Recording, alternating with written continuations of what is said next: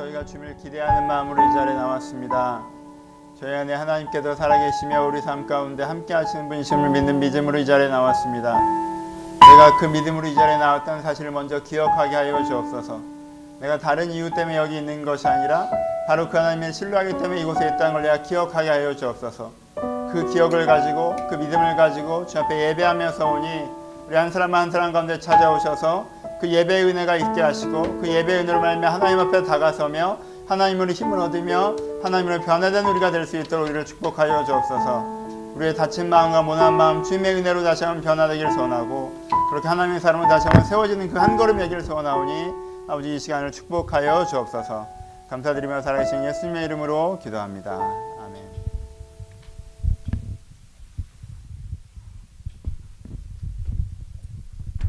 함께 나눌 말씀은 사사기입니다. 사사기 18장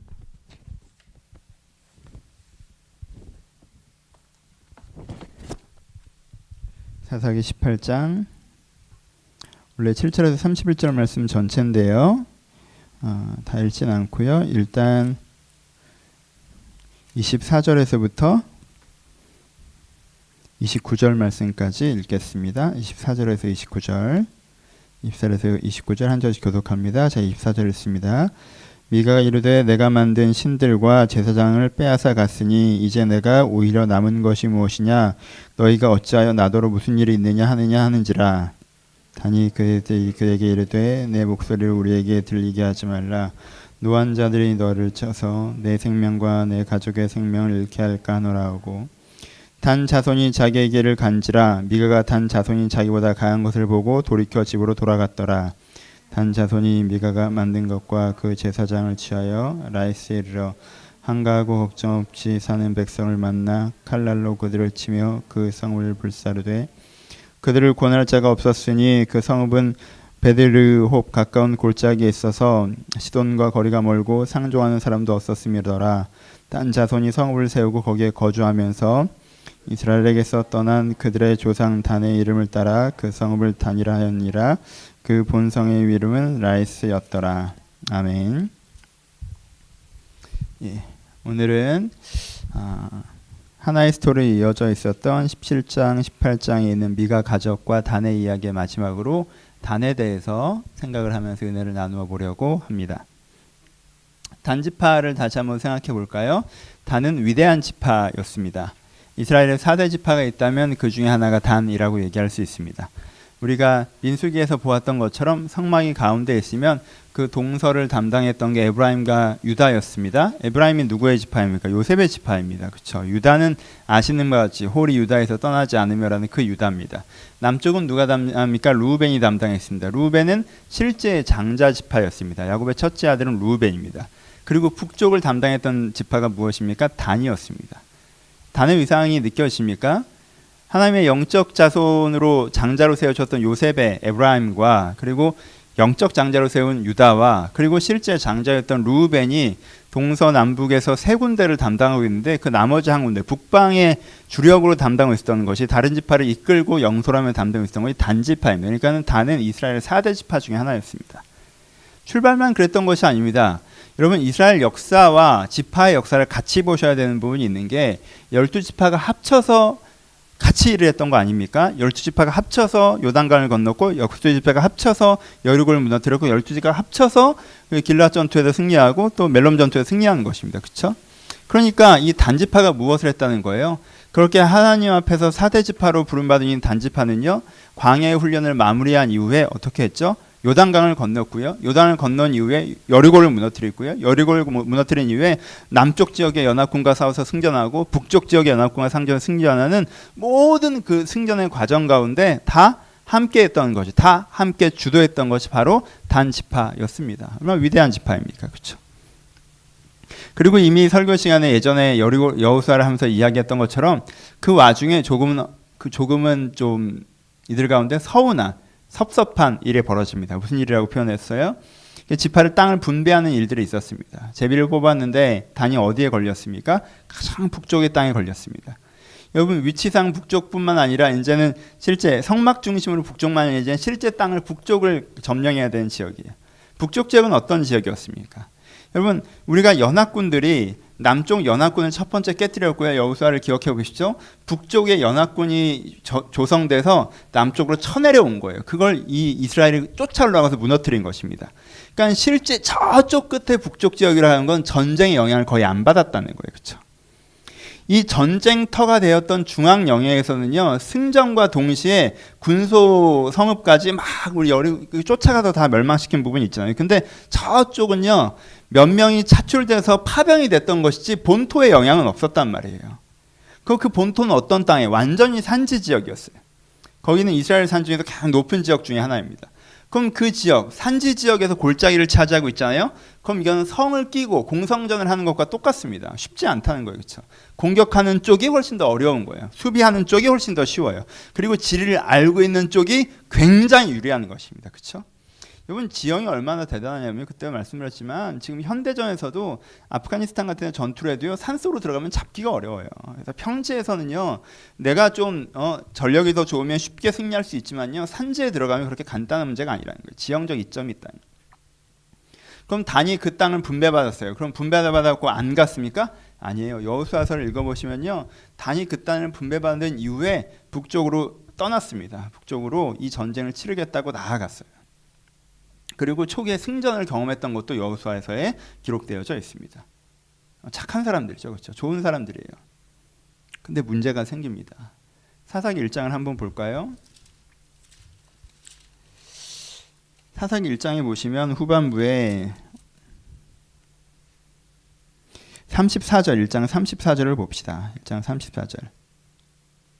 아모리 족속이 단 자손을 산지로 몰아넣고 골짜기에 내려오기를 용납하지 아니하였으며 결심하고 헤레스산과 야슬론과 사압빔에 거주하였으니 라고 표현되어 있어요. 그렇죠?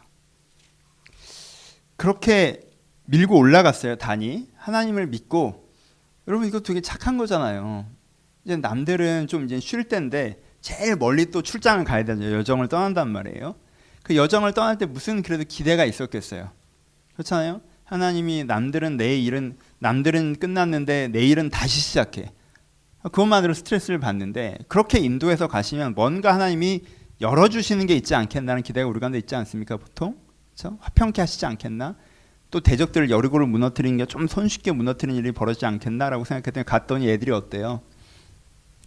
근성 있는 애들이에요. 결심하고 골짜기에 머물렀다고 표현해요. 사사기 1장에 재미있는 게 뭐냐면요, 1장에 보시면 그 앞 절들은요, 주어가 이스라엘 지파예요. 스불론은 기브온 주민과 아셀은 약고 주민과 야셀 족속 뭐 이렇게 납달리는 베세멘스 주민과 하고 해서 그 지파들이 현지 지역민들을 너무 관대하게 대했던 것들의 문제점을 쭉 지적하고 있어요. 근데 단만 주어가 누구냐면 아모리 족속이 단 자손을 해서 문장이 달라져요. 다른 데는 다 주체가 누가 돼요? 그래도 이스라엘 지파가 주체인데 여기서는 주체가 누가 돼요? 단 지파가 아니라 아모리 족속이 주체가 돼요. 진짜 아모리 족속이 결심하고 골짜기에 머물렀어요. 여러분, 산간 지역에서는요, 정착지는 골짜기에 물이 있어야 살 거 아니에요. 산 꼭대기 올라가서 삽니까? 아니잖아요. 정착을 하는 건 골짜기에 물을 끼고 정착촌이 형성돼 있단 말이에요. 근데 거기 아모리 족속이 결심하고 머물러서 버티고 앉아있어요. 그러니까 단이 올라갔는데 여기를 점령할 수 없다는 거예요. 여러분, 여기를 점령할 수 없다는 건 점령했다고 해봐야 다른 건 다 의미가 없고 살 곳이 없다는 거예요. 그렇죠? 이 상태로 시간이 지체됩니다. 그래서 이들이 어떤 결정을 하죠? 이들이 다른 땅을 알아보자라고 결정을 합니다. 그래서 오늘 읽는 18장 처음에 보면 그때 이스라엘의 왕이 없었고 단지파는 그때 거주할 기업의 땅을 구하는 중이었던 이는 그들이 이스라엘 지파 중에서 그때까지 기업을 분배받지 못하였습니다 라고 표현되어 있어요. 그렇죠? 18장 1절에 보면 이들이 다른 땅을 찾아다니기 시작하는 거예요. 그렇죠? 다른 땅을 찾아요. 좀 우리가 살 땅은 어디 있을까? 여러분, 이 마음이 상상이 되십니까? 그렇잖아요. 광야에서 12지파가 함께 유리하는 삶을 살다가 이제 가나안 땅에 들어와서 다른 지파들은 다 뿌리 내리고 자리를 잡았는데 얘는 아직도 살 땅을 알아보고 다니는 거예요. 이 지파만. 그러니까 유리하는 심정이 있다는 거예요. 그렇죠? 그러니까 마음이 안 좋았을 거예요. 그래서 지난주 설명한 것처럼 그런 이 정탐꾼들이 유리하는 이 단지파의 정탐꾼들이 미가의 집에 머물렀고 제사장을 만나고 제사장한테 기도해달라고 그러고 평안히 가라는 얘기를 듣고 거기가 하나님이 주신 땅인가 보다라고 나아가는 장면들이 나왔죠. 그렇죠? 근데 보세요. 단이 되게 쭉 들어보니까 그럴 만도 하죠. 근데 그럴 만도 한 선택을 한 단이 어떻게 변질됐는지 오늘 보십시오. 단이 어떻게 변질됐어요? 정말 해야 되는 선택을 하지 않고 그럴 만도 한 선택을 한 단이 어떻게 변질됐습니까? 첫 번째, 이들의 영적 분별력이 없어집니다. 여러분, 정탐꾼이라고 하면요, 우리 요즘에 얘기하는 뭔가 정탐하고 염탐하고 온 사람을 얘기하는 게 아니에요. 정탐꾼이 사진 찍어 오지 않는단 말이에요. 정탐꾼이 가서 자기가 보고 판단을 90% 해갖고 와서 여긴 이렇더라라고 하면 나머지는 믿고 따라가요. 그러니까 정탐꾼들은 지도자급이 가요. 그렇죠? 지도자급들이 정탐을 가는 거예요. 여호수아와 갈렙도 그때 다 지도자급에서 정탐을 간 거예요. 각 지파에서 차세대 지도자들이 정탐을 가는 거예요. 그럼 이 5 정탐꾼이라고 한다면, 단지파에서 파송한 5 정탐꾼이라고 한다면 단지파에서 가장 지도자급에 있는 사람들 중에 하나예요. 근데 이들이 뭘 모릅니까? 이들이요, 여호와를 섬길 때 우상을 세우면 안 된다는 사실도 몰라요. 레위인이 제사장이 될 수 없다는 것도 모릅니다. 개인이 에봇을 만들면 안 된다는 것도 몰라요. 영적 분별력이 전혀 없습니다. 그렇죠? 단이 어떻게 됐어요? 영적으로 무지한 존재가 됐어요. 여리고를 무너뜨리고 요단강을 건너고 위대한 전쟁을 2번이나 치러내고 또 하나님께서 사명을 맡겨주셨더니 그 사명 감당했다고 홀로 북쪽으로 진군했던 이 단이 지금은 영적으로 완전히 무지한 상태였어요. 뭐가 맞고 틀린지도 몰라요. 두 번째, 단이 어떤 사람이 됩니까? 오늘 읽었던 본문은 읽었던 본문을 좀 기억하시면요. 그래서 단이 그 다음에 어떻게 하죠? 자기들이 그 땅에서 승리할 것 같으니까 지난주 설교 듣고 오셨죠? 이 제사장을 꼬셔서 한 가족의 제사장을 하는 게 좋니? 한 민족의 제사장을 하는 게 좋니? 라고 얘기했더니 제사장이 낼름 따라가죠. 근데 따라갈 때 단이 그 제사장만 데려갑니까? 아니요. 이 미가가 엄마 돈 훔치고 어쩌고저쩌고 해서 세운 그 에봇, 그 신상, 그 드라빔 다 가져가요. 그걸 다 가져가는데 미가가 아마 집에 없었나 보죠. 물어보지도 않아요. 허락받지도 않고 그냥 들고 가버린 거예요. 그러니까 미가가 어떻게 했습니까? 미가가 자기 동네 사람들을 모아갖고 막 쫓아왔죠. 너희가, 그래서 아까 읽은 부분이 그거 아십니까? 너희가 내가 만든 신과 제사장들을 빼앗아갔으니 내게 오히려 남은 것이 무엇이냐? 어찌하여 나더러 왜 쫓아왔냐고 얘기하느냐? 미가 가서 이제 따지는 거죠. 미가 그렇게 내 걸 다 가져가면 어떡하냐? 네가 뭔데 내 걸 가져가냐고 했더니 단이 뭐라고 대답하는지 들어보십시오. 단 자손이 그들에게 이르되 내 목소리를 우리에게 들리게 하지 말라. 노한 자들이 너희를 쳐서 내 생명과 내 가족의 생명을 잃게 할까 하노라 라고 얘기합니다. 성경 구절이니까 엘레강스하게 표현하는데 뭐라는 거예요? 열받게 하지 마. 죽여버릴 수도 있으니까 이렇게 얘기한 거예요. 그렇죠? 이게 훔쳐간 자의 말이에요? 훔쳐갔어요. 근데 주인이 쫓아왔어. 했더니 딱 뭐라고 그래요? 네 목소리를 내지 말라. 말하지 마. 네가 말하면 내가 열받을 수도 있어. 그럼 내가 널 죽일 수도 있다. 그때 미가가 어떻게 해요? 집으로 돌아갔어요. 조용히. 단이 어떻게 변질돼요? 여러분, 단은 정확하게 힘의 논리를 씁니다. 단은 정확하게 이집트의 논리를 써요. 단은 정확하게 가나안의 논리를 쓰는 거예요. 그렇죠? 단은 영적 분별력을 완전히 잃어버렸고요. 그래서 하나님의 가치가 아니라 세속적인 가치를 완전히 흡수하는 사람이 되어버렸어요. 세 번째, 그래서 단의 삶의 결과가 어때요? 삶에 대한 해석을 볼 수 있는데 그 다음에 27절과 28절을 읽어보면요. 단과 미가가 단 자손이 그 제사장들을 취한 다음에 라이스에 이르러 한가하고 걱정 없이 사는 백성을 만나 칼날로 그들을 치며 성읍을 불사르되 그들을 구원할 자가 없었으니 라고 얘기합니다. 여러분, 이 문장의 뉘앙스를 읽어보세요. 이게 앞에 여호수아 문장에서 하나님께서 하나님의 대적들을 쳐서 멸하실 때 문장입니까? 아니에요. 한가하게 걱정 없이 살고 있는 백성들을 칼날로 치고 구원할 자가 없이 성을 불태웠다는 거예요. 이게 침략자처럼 묘사하고 있어요. 약탈자처럼 묘사하고 있어요. 그 사람들이 나쁜 사람을 묘사하지 않아요. 그 사람들이 한가롭게 여유롭게 살던 사람들이었어요. 그러니까 단이 누굴 찾아낸 거예요? 좋은 땅에 사는 약한 놈들을 찾아다닌 거죠. 그렇잖아요. 저 땅은 험한데 쎄. 그러니까 그걸 안 하고 좋은 땅에 사는 약한 놈들을 찾아다니고, 그래서 걔네들을 만나서 걔네들을 죽이고 불태우고 그 땅을 차지합니다. 그리고는 하나님께서 이 땅을 주셔서 감사하다고 얘기하죠. 근데 하나님께서는 이 사건을 뭐 어떻게 바라보세요? 하나님께 이 사건을 단이 결과적으로 최종적으로 하나님을 떠나고 부패한 사건으로 받아들이시죠. 세 번째, 단이 어떻게 변질돼요? 단은요, 영적 분별력이 사라지고요, 세속적 가치가 들어오고요, 그래서 자기에 대한 삶의 해석이 완전 뒤집어져 버립니다. 하나님이 보시기엔 가장 가슴 아픈 실패의 장면이에요. 왜요? 요단강을 건넜던 이스라엘의 12지파 중에 대표 지파가 지금 약탈자가 됐잖아요. 근데 단은 하나님께서 이렇게 풍요로운 땅을 주시니 감사하다라고 얘기하고 있어요. 해석이 완전 반대죠. 그렇죠? 그러면 그 다음에 단이 어떻게 되는지 아십니까? 단은 하나님의 역사 속에서 사라집니다. 어느 정도로 처참하게 사라지냐면요, 계시록의 12지파의 회복을 얘기하시는데 그때 단의 이름이 빠져 있습니다. 계시록에서 12지파의 회복을 얘기하는데 단 이름을 뺐어요. 거기 레위가 들어가고 에브라임 므낫세를 나눠서 12 숫자를 채워버립니다. 이스라엘 4대 지파였는데, 요단강을 걸리고 여들고를 무너뜨렸는데, 야곱의 아들인데, 그의 이름은 계시록의 최종적 회복에서도 빠져 있습니다. 왜요? 이 장면에서 단은 완전히 세속화되었거든요. 이스라엘이 아닌 자들이 되어버렸습니다.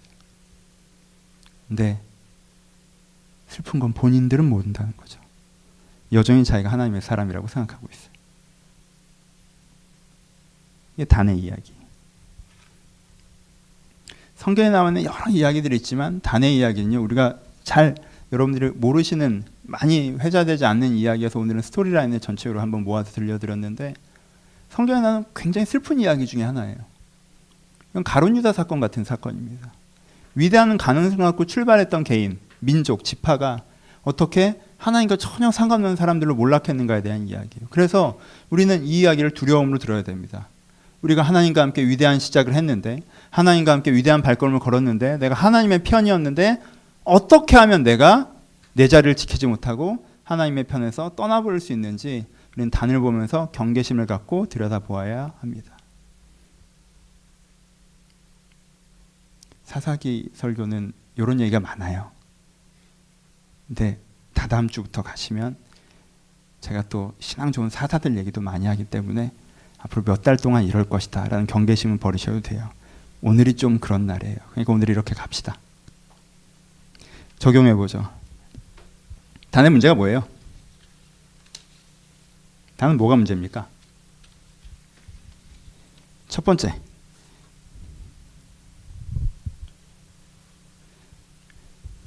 단이 가장 결정적으로 실수한 건 거기서 싸워야 되는데 안 싸우고 떠난 거죠.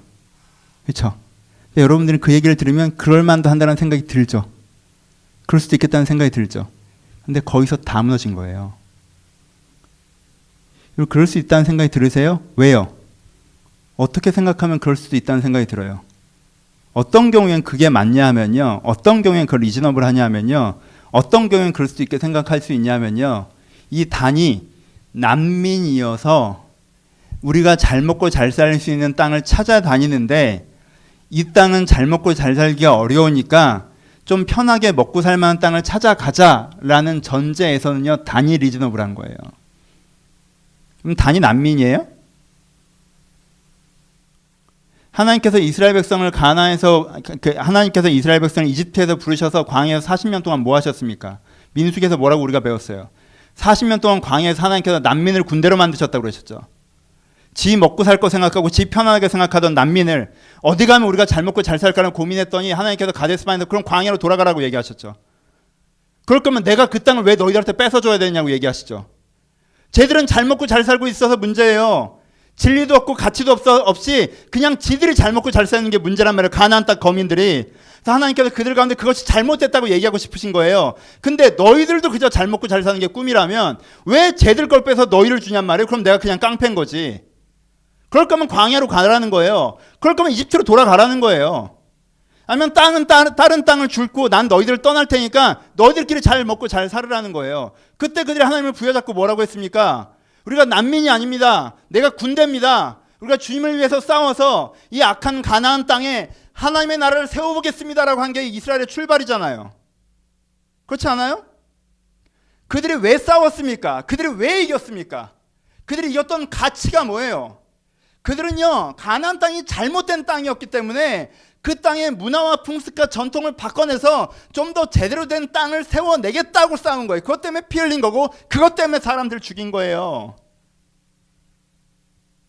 근데 이제 와서 대전제를 바꿔버리고, 아니 내가 군인인데, 아니 하나님, A 소대 애들은 뭐 쉬운 데 싸우고 우리는 어려운 데 싸우면 어떡해? 우리 나와 우리 여기서 안 싸울래. 나 우리 저기 가서 싸울래. 뭘 저기까지 가서 싸워. 싸움 없는 쪽으로 빠져. 싸움 없는 쪽으로 빠져. 이러면 그게 군대예요? 그게 군대냐고. 그건 탈영병들이지. 여러분, 단일 문제는 첫 번째는 뭐냐 하면요, 자기 정체성이 완전히 무너져 버린 거예요. 정체성이 완전히 무너졌어요. 여기 온 거는요, 단연 사명으로 온 거예요. 하나님께서 그럴 만한 힘을 주셨고 능력과 기회를 주셨으니까 이 골짜기에 처박혀서 여전히 자기 아들내미 불태워서 점치고 앉아있고 정말 사람을 정말 핍박하고 압박하는 그런 이 어두운 나라, 이 어두운 세계를 깨트리고 멸하고 회심시키게 하려고 거기에 보내신 거란 말이에요. 그 사명으로 싸운 거예요.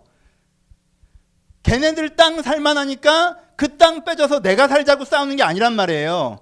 근데 다는 어느 시점에서 그게 완전히 바뀌어버린 거예요. 걔네들 빵 뺏어서 내가 살려고 하는 생각으로 완전히 바뀌어버린 거예요.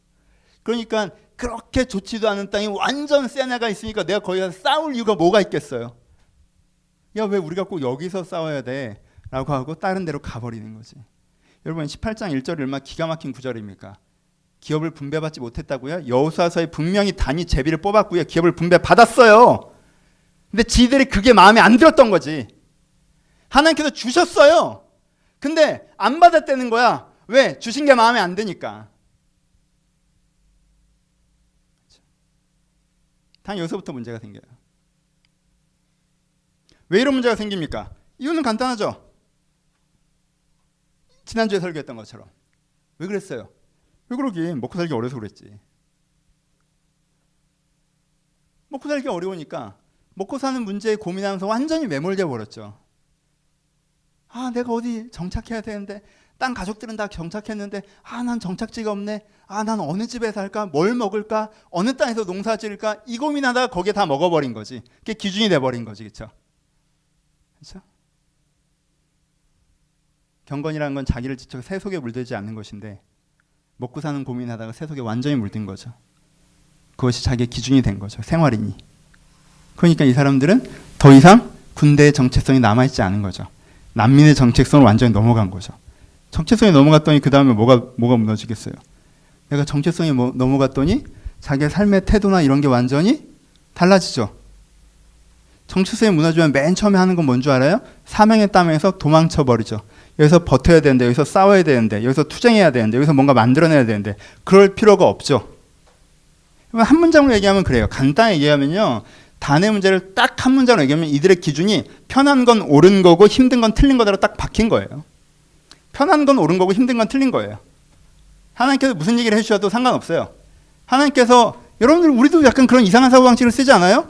뭔가 순적하게 잘 풀리면 하나님께서 해주시고 하나님께서 응답했다고 하죠. 하나님께서 응답받고 갔으면 어떻게 돼요? 순적하게 잘 풀려야 되는 거예요. 근데 응답받고 내가 이 직장에 들어갔는데 어려워. 그럼 이거 하나님께서 인도해 주신 게 아닌가? 내가 응답받고 관계를 맺고 연애를 시작하고 사람과 친구가 됐는데 뭐 힘들어. 그럼 이 사람은 하나님 보내주시는 사람이 아닌가 보다. 하나님께 우리를 편하게 해주신다는 게 우리를 향한 하나님의 소명이에요? 우리는 순적함으로 찾죠. 내가 해서 이게 순적하면 하나님이 해주신 거고 순적하지 않으면 하나님이 해주신 게 아니야. 내가 잘못 온 거야. 하나님 은성을 분별하지 못한 거야. 딴 데로 가야 돼. 여러분, 하나님이 거기 싸우라고 보내신 거면 어떻게 할 거예요? 하나님께서 그들을 바꾸라고 보내신 거면 어떻게 할 거예요? 왜 하나님께서 주신 건 순적하다고 생각하죠? 우리 머릿속에는 그게 처박혔어요. 편한 건 옳은 거고 나쁜 건, 아니 불편한 건 틀린 거예요. 불편한 건 잘못된 거예요. 불편한 건 불이한 거예요. 그러니까 불편한 건 하나님께서 시키셨을 리가 없어요가 되는 거죠. 판단 기준이 돼요. 그때부터는 모든 게 업사이드 다운이에요. 모든 게 뒤집어집니다.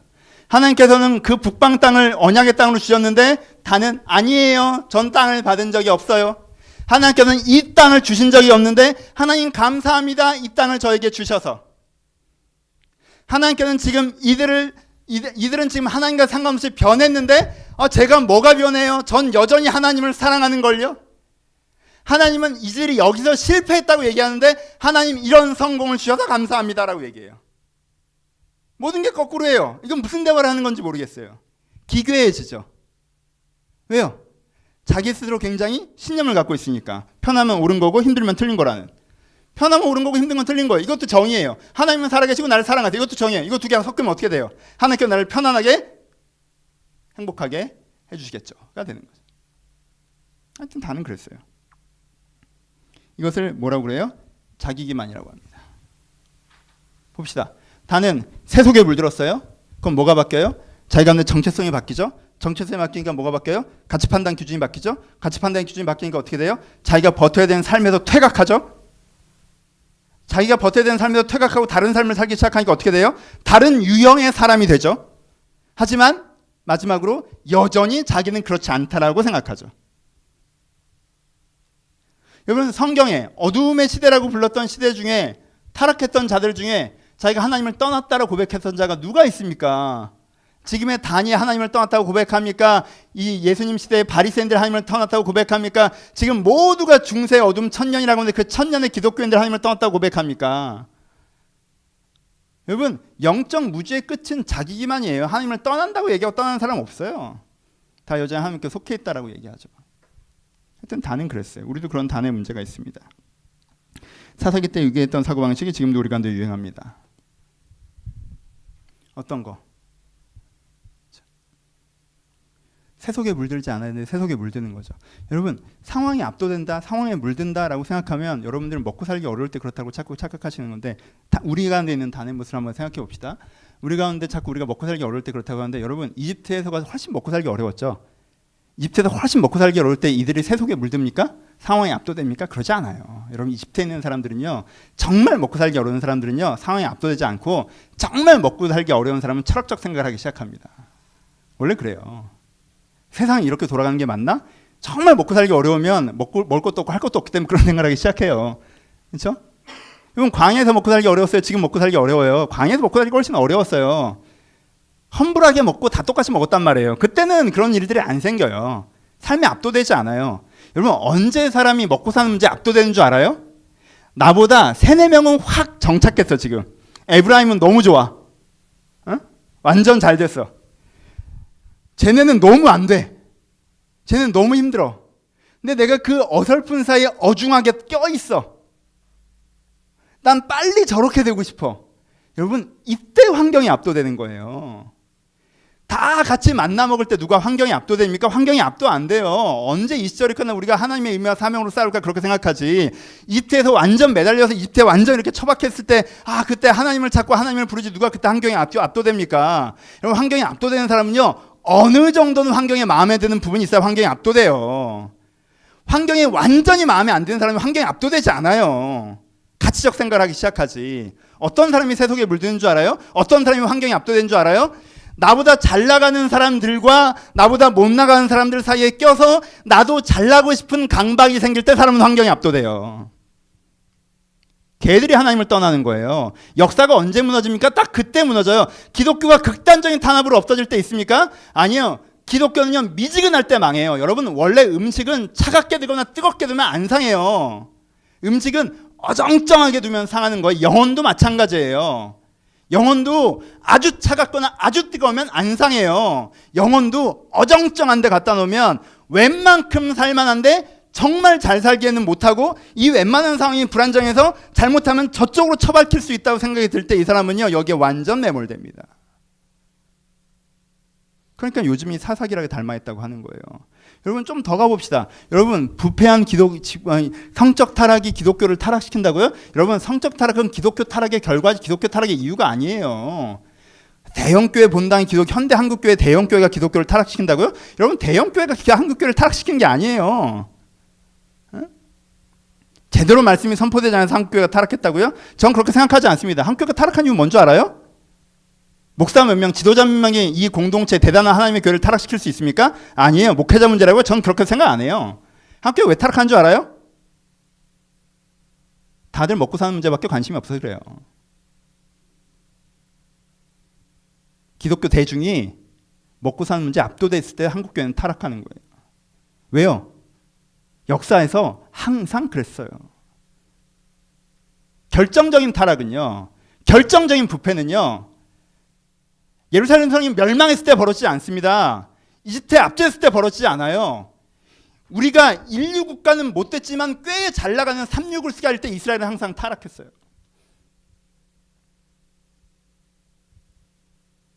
우리가 웬만한 상황에 서서 조금 더 좋은 상황이 되었으면 좋겠다. 에이, 아니야, 이 정도도 괜찮지 뭐. 그 사이를 언저리를 왔다 갔다 하고 있을 때 우리가 군인의 마음을 완전히 잃어버리고 난민의 마음을 완전히 가져서 어디 가면 내가 좀 더 편할까, 어디 가면 내가 좀 더 좋을까, 그것에 대해서만 관심만 매달려서 하나님 어디로 우리를 인도하실 겁니까? 어디 가야 우리가 잘 먹고 잘 살 수 있을까요에 매몰되어 있을 때 교회는 이렇게 되는 거예요.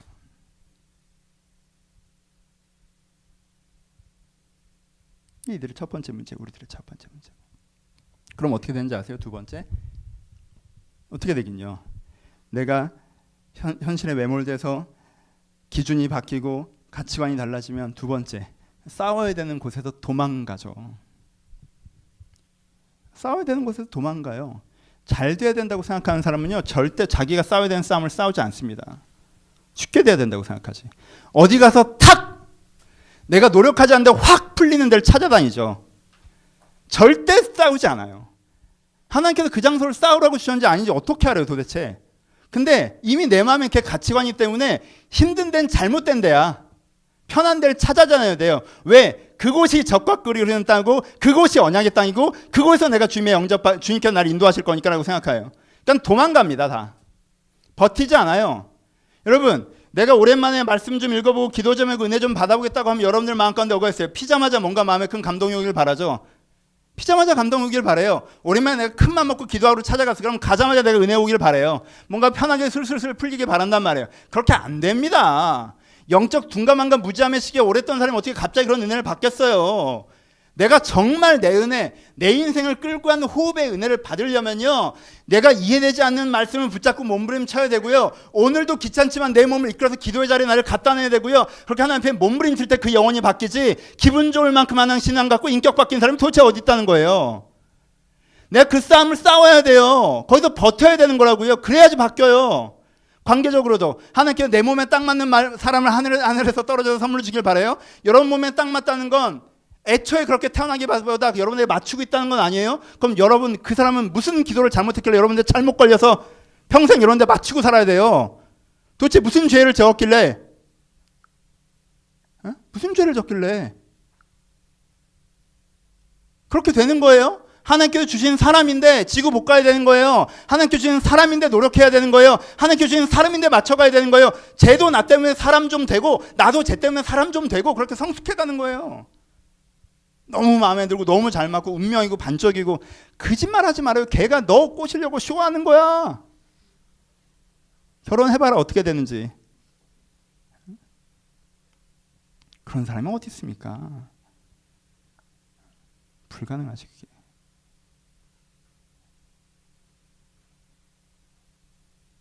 이 직장에 들어왔더니 사람들도 너무 젠틀하고 소명을 위해서 달려가는 사람들인데 5시 반이면 집에 보내주고 근데 월급을 많이 줘. 그리고 인격적으로도 본받을 만하고 그리고 창가에는 숲이 이렇게 있고 나도 좀 다녀보자 그러면서 여긴 그런 회사니? 니네들이 내 고용주인데 여기 나무 좀 심어 옆에다가. 그 사람 왜? 그래서 막 답답하고 사람들이 이상하고 일을 너무 많이 시키고 돈을 너무 조금 주고 부당하게 살아가고. 여러분 거기가 단의 골짜기면 어떻게 하실 거예요? 거기가 단의 골짜기면 어떻게 하실 거예요? 힘드니까 도망가서 그래 힘 약하고 좋은 땅에 사는 애 찾아서 걔 잡아 죽이면 되는 거예요? 그리고 하나님께서 나를 여기로 부르셨다 그럴 거예요? 도망가면 안 돼요. 우리는 편한 게 맞다고 생각하기 때문에 다 도망가요. 그리고 우리는 단처럼 다 찾아 헤매고 있어요. 힘 약하고 좋은 땅에 사는 애들을 걔 죽이고 그 땅 차지하려고. 어디 가서 진짜 곱게 사랑받고 잘 자라는데 여자는 잘 몰라서 나한테 딱 걸리래. 직장도 좋고 정말 남자 모르고 막 이렇게 정말 순수하게 너무 잘 자란 애가 나한테 걸리는 거지. 여러분들은 그 정도 남자 여자야? 그런 직장 그걸 찾아 헤매요 막 하이에나 때처럼. 그게 없다고 주로 원망하고 다 도망다녀요. 그럼 이 세상이 바뀌나? 다들 탈영병들인데, 다들 싸울 생각은 없는데, 다들 세상을 바꿔볼 생각은 없는데, 부딪혀볼 생각은 없는데, 참아볼 생각은 없는데, 목숨 걸 생각도 없는데 바뀝니까 세상이? 군대가 없는데. 그럼 교회 여기 나고, 교회가 왜 이 모양인데? 나 왜 이러지? 이러고 있는데 안 할게요. 쿨하게. 잘못되고 생각했을 때 돌아서면 되는 거야. 네, 이렇게 이러지 않기로 했는데 니들이 뭔 잘못이니? 괜히 그래요. 여러분들 잘하고 있어요. 문제 없어요. 괜찮아. 미안. 흥분해서 그래. 약간 내가 무슨 모노드라마 하는 사람처럼 조명 아래 있으면 흥분해서 막 자기 감정에 빠져서 그러는 거예요. 뭐 내 자신에 대한 분노이기도 하고 한국교회에 대한 분노이기도 하고 막연한 대상 없는 분노. 여러분들 향한 게 아니에요. 니들이 잘못한 뜻도 아니고. 찔리면 뭐 그건 여러분들 책임이고. 찔리면 그럼 네가 그런가 보지 뭐. 그것까지 나한테 뭐라고 하지 말고. 그건 내 탓이 아니잖아. 결론 갑시다. 미안. 이렇게 목사님 막 이러면 나한테 괜히 혼내는 것 같다고 불편하신 분들이 있어서 제가 전혀 그런 게 아니거든요. 저는 약간 이 본문의 감정에 막 빠져드는 거예요. 되게 심취하는 거고 막 분노하는 거고 막 그런 거예요. 여러분들 누구를 향하지도 않습니다. 여러분 그 지긋지긋한 직장을 그만두시고요. 여러분들 괴롭히는 사장들을 때려치시고요. 제 생각엔 그 여자는 아닌 것 같고요. 그 남자도 아닌 것 같아요. 그리고 힘들면 쉬엄쉬엄 하시면 돼요. 진짜 진심. 제 얘기를 너무 이렇게 강박적으로 받지 마세요. 압도되지 말라는 얘기지 막 그런 게 아니에요. 제 얘기는 오해의 소지가 있어요. 그래서 조심하는 거예요. 장난처럼 얘기하면 진짜 조심하고 싶은 거예요. 왜냐하면 내가 너무 이렇게 비장하게 얘기하니까 오해들이 있더라고. 기도 예배 끝나고 가면 가끔 얘가 이상하게 생각을 하고 있더라고요. 그래서 목사님 말씀대로 하고 제 직장을 계속 거기는 그만두는 게 나을 것 같은데 그런 경우들도 있고 뭔가 자꾸 오해들이 생겨서 이렇게 너무 그렇게 여러분 여기에는 여러분들에게 적용할 때는 이렇게 숙성시키는 게 있어야 돼요. 무슨 카드 맞추듯이 목사님 버텨라 그러면 오케이 버티자 이게 아니에요. 알았죠? 그 카드 맞추기가 아니니까 그런 게 아니에요. 이렇게 그렇게 간단하게 하지 말고 그럼 내가 힘들어 그렇게 하지 마시고 돌아갑시다. 그럼 단이 어떻게 했어야 될까요? 이렇게 생각해보죠. 단이 어떻게 했어야 되는 게 좋았을까요? 단이 어떻게 하는 게 좋았을까요? 단이 어떻게 했으면 좋았을까에 대해서 보여주는 본문이 뭐냐면 아까 사사기 1장에 나오는 본문이에요. 그렇죠? 사사기 1장에 나오는 본문. 사사기 1장에 뭐라고 나오죠? 아까 단의 반대편에 있는 사람을 주어로 묘사한다 그랬죠. 아모리 족속이 결심하라고 표현합니다. 아모리 족속은요 먹고 살려고 결심했어요. 근데요 단은요 하나님의 나라를 세우는 결심이 없었어요. 그럼 무엇이 필요합니까? 여러분들 어떻게 하셔야 됩니까? 여러분들이 결심하셔야 됩니다. 여러분 사람 마음에는요 중요한 마음이라는 게 있어요. 그렇죠? 중요한 마음이 있어요. 내가 목사로서 어떤 목회자가 돼야 되겠다. 그건 되게 중요한 마음이에요. 그렇죠? 그건 되게 중요한 마음이에요. 이번 주는 좀 왠지 쉬고 싶다. 이거는 안 중요한 마음이에요. 난 목회자로서 이 사람들을 사랑한다는 건 중요한 마음이에요. 쟤는 왜 저러지 하는 건 안 중요한 마음이에요. 그렇죠? 제 안에는 중요한 마음이 있고요. 중요하지 않은 마음이 있어요. 중요하지 않은 마음은 지나가는 거고요. 중요한 마음은 머물러 있어야 하는 거예요. 이거는요. 자기들끼리 자유 경쟁시켜서 살아남는 놈이 내 마음인 게 아니에요. 내가 편을 들어줘야 돼요. 누구 편을? 중요한 마음의 편을 들어줘야 돼요. 그게 중요한 마음인 것 같은데 살다 보니까 없어졌어요. 이렇게 얘기할 게 아니에요. 이게 중요하지 않은 건 알겠는데 이게 요즘에 제 마음이에요. 이것도 아니에요. 뭐 해야 돼요? 내가 중요한 마음의 편을 들어서 그 마음이 내 중앙에 살아있게 하고 그렇지 않은 마음은 지나가게 만들어야 돼요. 이걸 뭐라고 해요? 결심이라고 해요. 그렇죠? 결심이라고 해요. 아모리 족속도 두려웠을 거예요. 왜? 온 나라를 초토화시킨 군대니까. 아모리 족속도 항복하고 싶었을 수 있죠. 도망가고 싶었을 수 있어요. 그렇죠? 싸우면서도 질 거야? 하고 싸웠을 수도 있어. 근데 아모리 족속은 그 악한 자에게 배워야 하는 것은 저 악한 자에게 가서 오히려 배우라고 하는 그것은 뭐예요? 그들은 살겠다고 이기겠다고 자기들이 밀려나지 않겠다고 결심했다는 거예요. 근데 이 단지파는 가면 어떻게 되겠지 하고 간 거예요. 근데 어떻게 안 되니까 깜짝 놀란 거지. 그리고는 여기는 안 되겠는데요? 라고 하는 거예요. 여러분 이스라엘이 가나안을 어떻게 정복했습니까? 이 태도가 정확하게 반대였었다는 거예요. 여러분 남부 연합군들은요 우리 5개가 합치면 제작은 아무것도 아니지 뭐 이렇게 왔고요. 이스라엘은 하나님께서 우리의 힘과 방패 대신 우리가 싸워 이기리라고 결심하고 갔어요.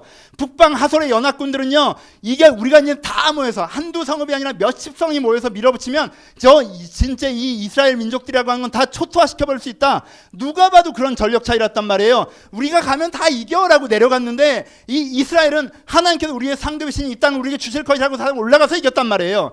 그때는 이스라엘이 결심한 상태였고 가나안은 결심하지 않은 상태였어요. 근데 지금은 가나안이 오히려 결심해 있고 이 이스라엘은 싸우면 이기겠지 이런 식의 여기가 안 되면 다른 데 알아보지 뭐 이런 식이란 말이에요. 뭐가 필요해요? 하나님께서 이 땅을 나에게 주기로 하셨다. 하나님께서 이 땅을 나에게 분기로 주셨다라고 하면 나에게 뭐가 필요한 거 거기에 대해서 결심이 필요한 거예요. 내가 이러이러한 사람을 성숙하겠다. 여러분 마음에 은혜 받으신 거 있으셨습니까? 그럼 여러분 결심을 여러분들 지키셔야 돼요. 그건 여러분들 책임이잖아요. 결심을 그걸 내가 지켜야 돼요. 내가 저 사람과 이 사람들과 어떤 관계를 맺고 살아가겠다라고 했잖아요. 그럼 그 마음 내가 결심을 지켜야 된단 말이에요. 내가 이 사회에서 내가 성공하고 인정받고 안정받는 것도 중요하지만 내가 의미 있고 보람 있는 삶을 살겠다라고 했으면 결심으로 그 마음을 지켜내야 되는 거예요. 결심이 필요해요. 그 결심이 있을 때, 그 마음을 지킬 때, 마음을 지킨 자가 성을 빼앗는다고 낫다고 하셨습니다. 그 마음을 지킬 때 삶이 지켜지죠. 도망가지 않죠. 그리고 그 삶이 지켜질 때 결심하고 단이 거기서 싸웠다면 그 땅을 차지했겠죠. 그럼 유리할 일도 없었을 거예요.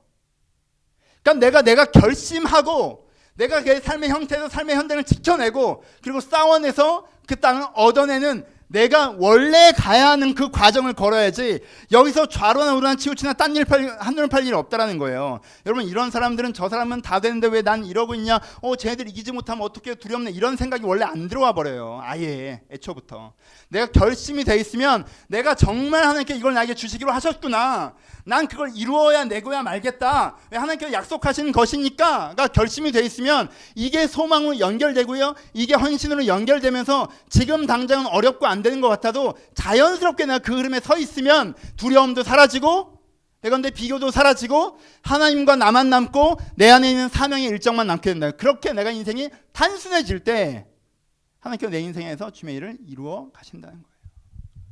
그렇죠? 결심하셔야 돼요. 여러분 여러분 인생이 암흑기라고 표현한 시기가 있습니까? 여러분 인생에 내가 그 시기에 인생을 허송했다고 생각하는 시기가 있어요? 그 시기가 사실 환경 때문에 여러분 마음이 풀어져서 그래요. 환경 때문에 암흑기였어요? 마음이 풀어져서 그래요? 환경의 계기가 분명히 있었겠죠. 하지만 대부분의 사람들은요, 환경 그 계기가 있잖아요. 환경 그 계기가 있잖아요. 근데 그 환경의 계기 때문에 마음이 풀어져 버린 거예요. 판단도 하지 않고 생각도 하지 않고 마음을 지키지도 않고 그냥 기분 내키는 대로 생각내는 대로 그렇게 6개월 보내 1년 보내니까 나중에 거의 암흑기로 기억하는 거예요. 여러분 저도 환경 어려웠던 적 있어요. 내 환경 어려운데 정신 똑바로 차렸던 적이 있어요. 내 인생이 그 시기에 가장 많이 성숙했어요. 그렇게만큼 어렵지 않은데 정신줄 놓고 나 이렇게 힘드니까 막 그래 하고 내가 멋대로 했던 있어요. 내 인생이 그때가 암흑기예요. 그럼 환경 때문에 암흑기예요? 정신머리 못 차려서 암흑기예요. 내가 그때 내 마음이 풀어져 버린 게 더 문제라는 거예요. 내가 그때 어렵고 답답하고 힘들 때 어찌해야 될지 모르겠을 때 그때 내가 마음을 붙잡고 하나님께 기도하고 하나님 그럼 내가 여기서 어떻게 해야 됩니까? 라고 매달릴 때 그 일이 풀어집니다. 여러분 그래서요 광야에서는 이집트에서는 사람들이 안 망한다는 거예요. 사람들이 왜 풀어지는지 알아요? 풀어져도 살만하니까 풀어지는 거란 말이에요. 풀어져도 생활이 되니까 풀어지는 거야. 또 이러네. 미치겠네. 왜 화가 났지? 수임아 나 상담 좀 하자. 내가 왜 화를 내지 자꾸? 그렇지 않아. 원고가 그렇지 않은데. 없는 얘기를 자꾸 왜 원고대로 해야지. 나는 뭐에 화가 났을까? 이게 뭐 사회에 대한 막연한 분노인가? 하여튼 뭐 그렇단 말이에요. 그래요. 원고대로 하죠. 하나님께서 주신 좁은 길을 다 피해 다니고 성공과 안정이면 무조건 좋다고 하고 그래서 전과는 다른 세속적인 사람이 되었으면서 여전히 신앙이 깊다고 하나님이 같은 편이라고 생각하는 것을 멈춰야 합니다. 하나님이 언제 우리를 크고 넓은 길로 인도한다고 하셨습니까? 원고도 이러네. 좁은 길을 다 피해 다니고는 편하고 쉽게 안 해준다고 삐져서 하나님께 내가 무슨 잘못이라 하나님이 내게 무슨 잘못이라도 한 것처럼 고개 빳빳이 쳐들고 뭐 이렇게 써 있어요. 누가 누구를 섬기는 거냐 뭐 이렇게.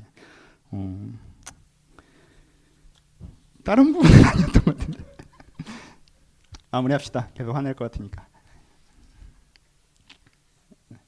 세 가지. 첫 번째, 이게 사면 설교죠, 그렇죠? 한 장면이에요. 그렇죠? 한 장면의 그림을 보고 계십니다. 하나는 미가의 이야기였고요, 하나는 레윈의 얘기였고요, 하나는 단의 얘기예요. 이 두 장의 장면이 왜 이 두 장의 한 장면을 3주나 설교하냐면 사사기 전체 톤을 보여준 게 이거기 때문에 그래요. 사사기 전체 톤을 알아야 매번 그런 상황에서 어떤 고난이 왔고 사사가 어떻게 구원했고를 이해할 수 있잖아요. 그래서 이 장면이 되게 중요합니다. 세 장면의 공통점은 무엇입니까? 미가는 돈이 좀 목돈이 필요하니까 엄마 돈 훔쳐다 갖다 쓰죠. 그런 다음에 하나님한테 바치고는 축복해 달라고 얘기해요. 그렇죠? 레위인은 먹고 살기 힘드니까 떠돌아다니다가 미가네 집에 취업하죠. 그리고 그 사람들이 듣고 싶은 이야기, 니네 잘 될 거다 이렇게 축복해서 성공하셔서 대형교회 담임 목사님 되셨어요. 단은 하나님께서 사명으로 주신 땅은 너무 어려워가지고 이건 못 해먹겠다라고 생각해서 떠돌아다니고 결정해서 떠돌아다녔더니 좋은 땅을 만났어요. 그렇죠? 이 세 사람 다 동일한 문제는 뭐가 있어요? 이 사람들이요, 일상의 작은 어려움 때문에 세속에 물들었습니다. 이집트에서도 견뎠던 사람들이, 광야에서도 견뎠던 사람들이 그때에 비해서는 그렇게 어려운 것도 아닌데 일상의 작은 어려움들 때문에 세속에 물들기 시작한 게 이들의 문제였어요. 왜 그랬을까요? 이들이 상황만을 너무 오래 쳐다보고 있어서 그래요. 상황만을 너무 오래 쳐다보고 있어서. 여러분, 상황만을 너무 오래 쳐다보고 있었기 때문에 그게 이 사람들 마음에 막 이렇게 들어온 거예요. 여러분, 우리의 내면은요, 우리가 무엇을 바라보는가에 의해서 만들어집니다. 그렇죠? 여러분들은 사랑하는 사람이 있습니까? 그 사람에 대해서 오래 생각해 보세요. 그러면 그 사람에 대한 사랑의 마음과 그 사람이 소중히 여기는 마음이 내 안에 항상 한결같이 있어서 그 사람을 항상 좋은 태도로 대할 수가 있습니다. 근데 내가 사랑하는 사람인데 그 사람에 대한 생각을 좀 안 하고 지내보세요. 그러면요, 어떤 상황 때문에 생긴 그 사람에 대한 감정이, 혹은 어떤 장면 때문에, 대화 때문에 생겼던 그 사람에 대한 감정이 되게 그 사람에 대한 진짜 감정인 것처럼 내가 그 사람한테 해낼 때가 있고 함부로 대하고 이럴 때가 있어요. 이 사람에 대해 내가 깊이 묵상하는 것 자체, 명상하는 것 자체가 나한테 되게 중요하다는 거예요. 그렇죠? 내가 이렇게 살아가야지. 책을 읽는 게 왜 도움이 됩니까? 책을 읽으면요, 일상을 살아가다 그래도 책을 읽으면 이렇게 살아야지, 저렇게 살아야지라는 삶에 대한 근본적인 생각을 한 번 더 해보게 된다는 거예요. 그렇죠? 그러면 이 사람이 상황이 어때도 책을 좀 읽은 사람은요, 그보다는 좀 더 자유롭게, 그건 좀 더 주도적으로 그 상황에 대응해 나갈 수가 있어요. 그렇죠? 그래서 책을 읽으라고 하는 거예요. 영화도 마찬가지고요. 그렇죠? 근데 그렇지가 않고 내가 살만 자꾸 생각하고 내 상황이 이렇고 내 여건이 어떻고 다른 사람은 어떻게 살고 이 살만 자꾸 생각하면 그것이 내 마음의 생각과 기준이 될 수밖에 없잖아요. 그렇죠? 그러면 생활만 생각하면 그 생활이 얘기하는 건요, 편한 게 좋은 거 불편한 건 나쁘다고 생활은 얘기하잖아요. 그 말이 틀린 건 아니지만 그게 전부가 아니어서 틀린 말은 또 아니니까 내 영혼에 젖어들 수밖에 없잖아요. 그러니까 뭐 하라고 하셨어요? 뭐 하라고 말씀드렸습니까? 이 세 가지 보면서 한결같은 결론은 무엇입니까? 이 환경만 쳐다보다가 그 환경에 물들어서 이 환경만 쳐다보다 그 환경이 주는 생각에 편하고 생존을 확보하고 안정을 확보하고 성공을 확보하려는 마음에서 벗어나 돌아서서 뭘 봐야 된다고 그랬어요? 하나님을 봐야 된다고 그랬어요. 이 세 사람이 똑같은 실수를 한 건 주를 보지 않은 거예요. 주를 찾지 않은 거예요. 내 환경에 연결되어서 얘기한 것뿐, 내 환경에 연동되어서 얘기한 것뿐, 하나님을 찾았다고 얘기하겠지만 하나님을 찾지 않았어요. 여러분, 저를 찾아오셨어요. 근데 제가 어떻게 지내는지 한마디 묻지 않고 여러분 힘든 것만 내 얘기하다 그러니까 어떻게 할 거예요? 그 얘기 듣고 다 갔어요. 그럼 그 사람이 날 찾은 거예요? 날 만난 거예요? 나한테 얘기를 들은 거예요? 아니에요. 날 잘 모르는 거예요. 그렇지 않아요? 그렇지 않아요? 그 문제에 대한 내 견해를 가져간 거죠. 그렇죠? 근데 이 미가나 이 세 사람은 그것조차 듣지 않고 하나님이 이러실 거야 라고 들어보지도 않고 얘기한 거고, 그렇지? 그러니까 어떻게 하셔야 돼요? 돌아서셔서 하나님을 바라보셔야 돼요. 하나님을 바라보셔야 돼요. 나 혼자 하나님이 이러실 거야 이러고 있지 마셔야 돼요. 여러분, 정신을 차리셔야 돼요. 진짜. 단지파가 본인들이 좋은 크리스찬이라고 생각하고 있잖아요. 여러분, 한국에 얼마나 많은 크리스찬들이 본인들이 좋은 크리스찬이라고 생각하고 있습니까? 단인데, 딱 단인데. 딱 단이야. 옛날엔 좋았겠지. 가나안도 건너고 요단강도 건너고 알겠어. 여리고도 무너뜨리고 옛날에 그랬다는 거 알겠는데 지금은 단이야. 그럼 계시록에도 이름이 사라진단 말이에요. 근데 뭐 그렇게 옛날 얘기를 했어 자꾸. 기독교가 경험주의 신앙입니까? 뭐 영적 체험 한 번 있으면 다 가는 거야? 뭐 하는 거야? 이게 무슨 체험 프로그램도 아니고. 기독교는 오늘의 내가 삶의 방향이고 오늘의 내 삶의 방식이에요. 뭐 그렇게 자신 있으세요? 오늘의 나, 실존이란 말이에요. 지금의 나예요. 과거의 내가 아니라. 그러니까 그렇게 물들지 마시고 어떻게 하셔야 돼요? 겸손하게 신앙 있다고 하지 말고 옛날에 신앙 있던 걸로 가지 마시고 그 여러분들은 지나갔어요. 그 여러분들은 끝났다고 이미. 그것과 앞에 카드 꺼낼 생각하지 마시고 지금 하나님을 보셔야 돼요. 지금 하나님을 보셔서 지금 하나님 여러분들 하시는 얘기를 들으셔야 돼요. 지금 하나님 여러분들 하시는 얘기. 하나님께 나를 뭐라고 하시는지. 하나님께 나를 뭐라고 하시는지. 하나님 지금 내 환경과 먹고 사는 문제에 그렇게 관심 없으십니다. 하나님 지금 나에게 뭐라고 하시는지. 내가 어떤 마음으로 어떤 태도로 무엇을 향해서 열정을 내서 살아가길 원하시는지. 내가 힘들건 안 힘들건 이걸 꼭 싸워내길 바라시는 것들 그런 것들이 들려요. 여러분 그걸 들으셔야 돼요. 그걸 들으셔야 돼요. 목사님 좋은 얘기긴 한데 막상 제 삶의 현장에 가서는 이 직장이 사실 이렇게 돌아가고 세상이 이렇게 돌아가고 사람들이 다 이런데 뭐 제가 뭘 어떻게 하겠습니까? 전 여러분 그분이 전 기도해보고 그런 얘기 한다고 믿지 않아요. 제가 뭐 과격하게 표현하면 기도해보고 그런 얘기 한다고 믿지 않아요. 여러분 신앙이라는 건요 알아요. 여러분들 사회 당장 못 바꾸죠. 사람들 다 못 바꿔요. 여러분들이 그런다고 당장 여러분이 변화되는 거 아니에요. 근데요 여러분이 정말 하나님을 봤잖아요. 그러면요 지금 내가 해야 되는 한 조각은 보이게 돼 있어요.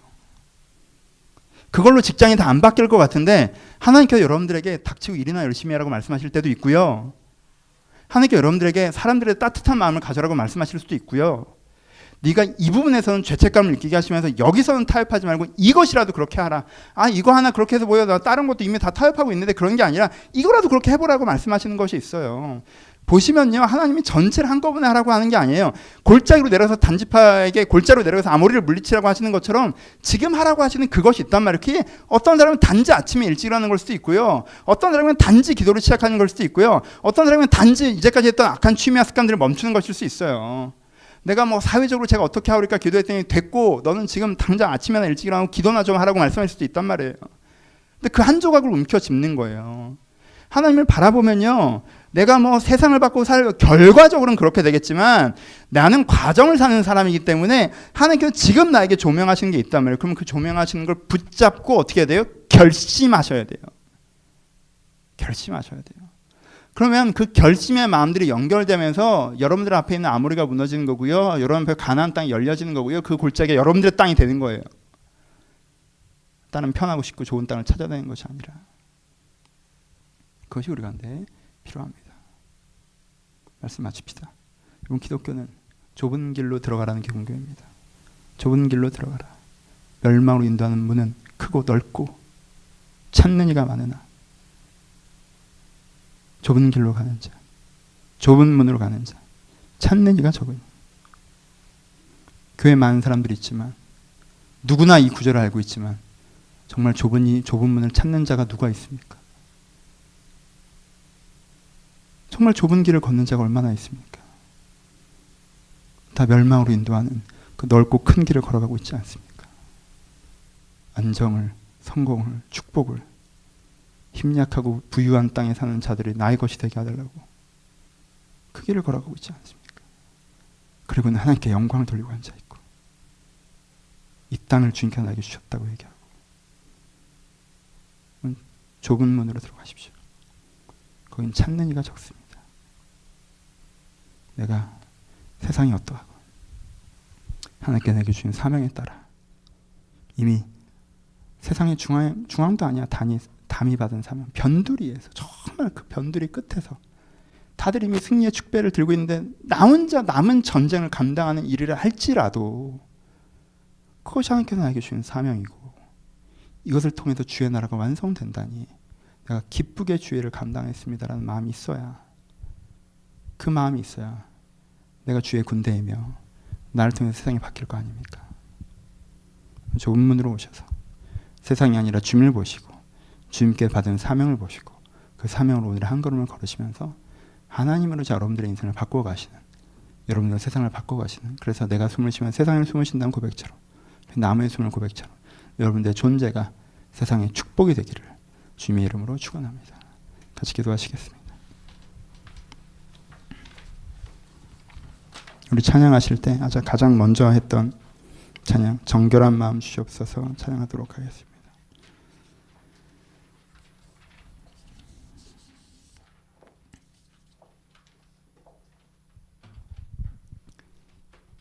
이 말에 당위적으로 동의가 돼도 내 마음이 안 그럴 수 있죠. 그렇죠? 저도 그래요. 저 말이 맞는 말일 수도 있지만 불편할 수 있죠. 저도 그래요. 저도 이런 사람이라고 얘기하지 못해요. 아니, 전 이런 사람이 아니라고 얘기합니다. 자신 있게. 전 이런 사람이 못 돼요. 저도 넓은 길로 걷는 사람 중에 하나예요. 그러니까 우리 이렇게는 해봅시다. 주여, 정결한 마음 주시옵소서. 내 마음을 좀 바꿔주시옵소서.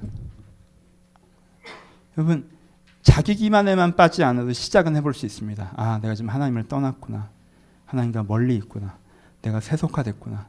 내 옛날 같은 마음이 사라졌구나. 그것만 알아도 시작을 해볼 수가 있어요. 자기 기만만 벗어나도. 신앙이 나빠졌는데 지금도 좋다라고 착각하지 않는 한 다시 시작해볼 수 있어요. 여러분들이 서 있는 그 자리에서, 어느 자리인지는 모르지만 그 자리에서 이 찬양을 드리십시오.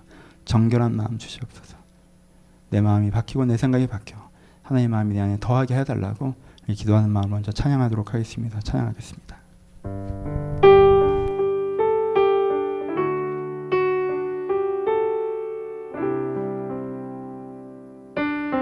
정결한 마음 주시옵소서. 정결한 마음 주시옵소서. 오 주님, 정직한 영을 새롭게 하소서. 다시 한 번 더 정결한 마음 주시옵소서. 정결한 마음 주시옵소서. 오 주님, 정직한 영을 새롭게 하소서. 나를 주님 앞에서, 나를 주님 앞에서 멀리하지 마시고 주의 성령을 거두지 마옵소서.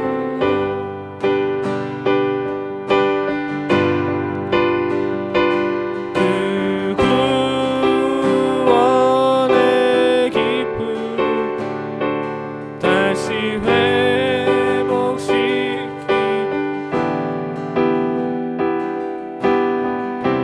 변치 않는 마음 내 안에. 우리 다시 한 번 더 정결한 마음 주시옵소서. 정결한 마음 주시오. 오 주님,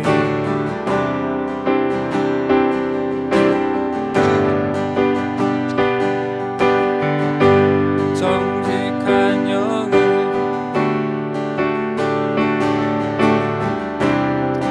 나를 주님 앞에서, 나를 주님 앞에서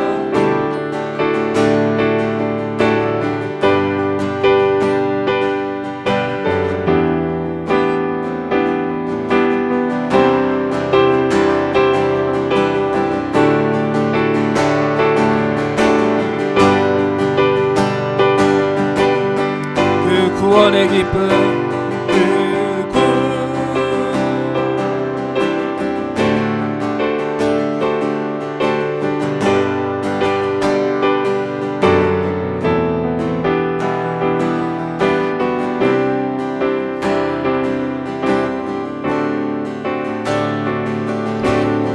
나를 주님 앞에서, 나를 주님 앞에서 멀리하지 마시고 주의 성령을 거두지 마옵소서. 그 구원의 기쁨, 그 구원의 기쁨 다시 회복시키고 변치 않는 마음, 변치 않는 마음 내 안에 주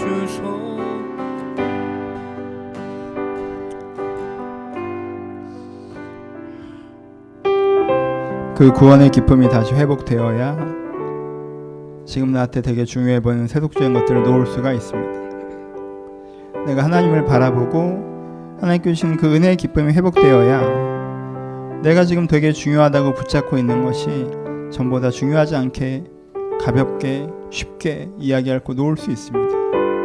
은혜가 있어야 그 다음이 있는 것입니다. 우리 한번 기도하실 때 아버지, 내가 옛날에는 하나님이 중요했고 소명이 중요했고 사랑이 중요했고 내가 하나님 앞에서 중요한 게 많았었는데 지금 나는 그것이 중요하지가 않고 난 이 세속적인 것들이 너무 중요해졌습니다. 아버지, 내 마음을 정결케 하여 주옵소서. 내 마음을 깨끗게 하여 주옵소서. 내가 다시 한번 은혜의 힘으로 자유하게 하여 주옵소서. 뒷말 생각하시면서 은혜의 힘으로 여러분의 영혼의 깨끗함을 구하시면서 우리 한 번만 같이 동서로 기도하기를 소원합니다. 기도하겠습니다. 아버지, 주의 늘 가운데 아버지, 자녀의 평안을 아버지, 저를 돌보셔서 아버지, 저를 돌보셔서 아버지, 저를 돌보셔서 아버지, 그 마음이 다 어디로 갔습니까? 아버지, 그 마음이 다 어디로 갔습니까? 아버지, 예전에는 그것이 중요했고 아버지, 내가 그것이 중요했던 때가 있었는데 그 마음이 다 어디로 갔습니까? 아버지, 은혜 안에 그 마음이 다 어디로 갔습니까? 아버지, 그 마음이 다 어디로 갔습니까? 주여, 저를 기다리게 해주옵소서. 하나님, 주여, 저를 기다리게 해주옵소서. 아버지, 우리 안에 함께 해주옵소서. 주여, 우리 안에 함께 해주옵소서. 하나님, 우리를 돌보시고 돌보셔서 아버지를 돌보시고 돌보셔서 아버지를 돌보시고 돌보셔서 그의 은혜가 언제든지 언제 들어갈 수 있도록 저를 축복하여 주옵소서. 하나님, 내가 그것을 기뻐하는 마음이 없습니다. 아버지, 내가 그것을 기뻐하는 마음이 없습니다.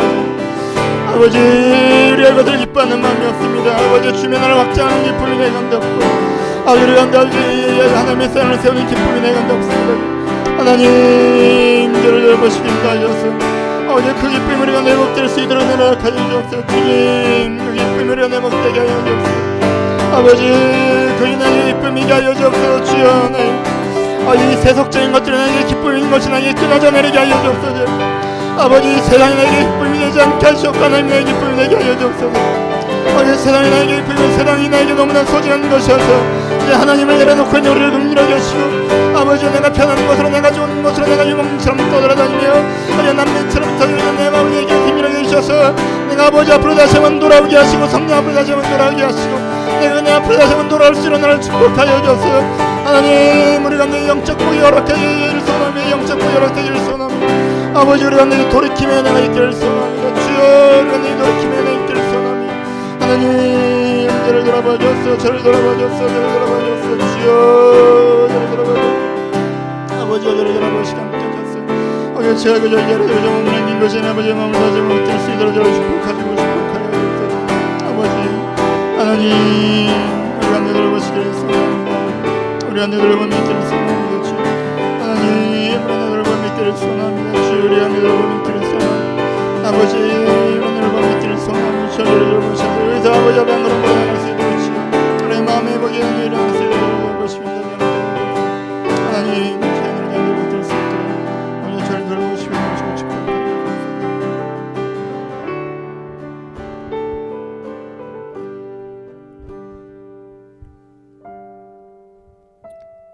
하나님 아버지, 예전에는 영적인 기쁨이 너무 귀하여서 내가 아무것도 갖지 않고 명예도 필요 없고 돈도 필요 없고 좋은 집도 필요 없고 좋은 직장도 필요 없고 차도 필요 없고 내가 불안정한 삶이어도 괜찮고 내가 주를 위해 살 수 있다면 그것이 나의 기쁨입니다라고 고백했을 때도 있었는데 지금은 나는 인정도 받아야겠고 여유도 있어야겠고 돈도 있어야겠고 내가 그것을 다 가진 이후에 그것만 가지면 공허하니 은혜도 받아야겠다고 얘기하고 있습니다.